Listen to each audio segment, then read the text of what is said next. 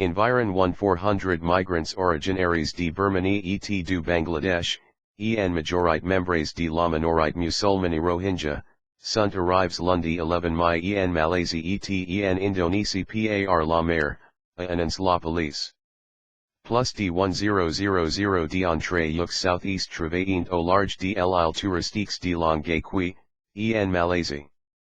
Nous pensons qu'il y avait 3 bateaux avec à bord 1018 migrants, abandonnés par des passeurs dans des eaux peu profondes, a déclaré le chef adjoint de la police locale.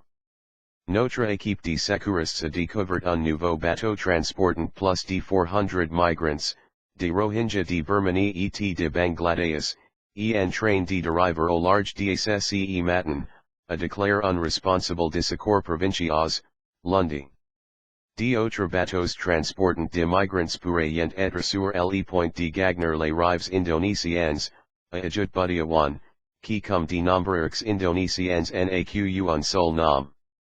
Les pêcheurs aidant les équipes de secours et patrouillent les eaux au large de cet. Un millier de migrants sont désormais hébergés dans des centres, voire chez l'habitant, à travers la région. Ils recueillent vivres et soins médicaux, a ajouté responsable. Les autorités ont revu lundi à la hausse le nombre de migrants arrivés dimanche à ce, portant le chiffre de 469 à 573. Les Rohingya de Birmanie sont un minorite musulmane apatride, considéré par l'ONU comme l'un des plus persécutés au monde.